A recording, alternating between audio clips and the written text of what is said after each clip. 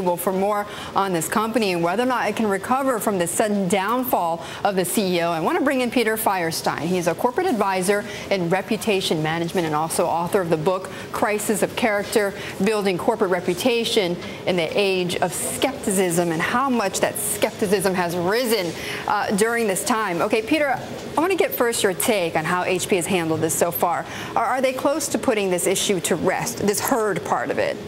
I think they've done impeccably. There's really nothing you can suggest that they would do better. They communicated, they did it very cleanly. They gave out an absolute minimal amount of information, and it's as much as we need to know, as the world needs to know.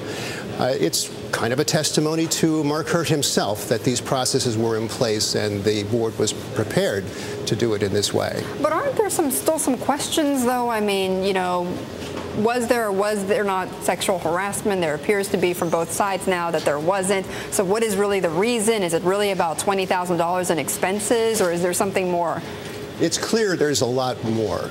I don't know how much we need to know. Hurd and the board decided that they had to do this.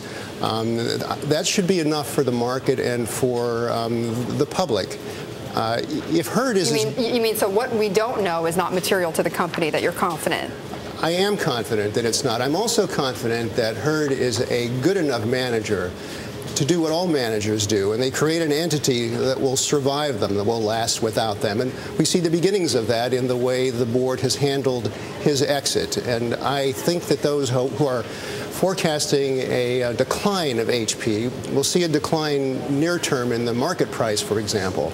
But this company is set up to do very well, and they've been through much worse things before and not so long ago. Yeah, well, I'm glad you're bringing that up, because some members of this board were through this whole Patty Dunn pretexting scandal, and it was Mark Hurd that came in and sort of cleaned it up. And in your book, you wrote that, you know, this is referring to a testimony he gave to the House Committee on Energy and Commerce, where you said that he was, quote, flawless before the television cameras. He delivered a lesson in crisis communications.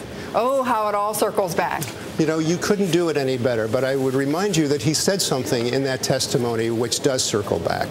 He was referring to what was going on in pretexting at the moment, and he said that if Bill Hewlett and David Packard were alive, they would be appalled.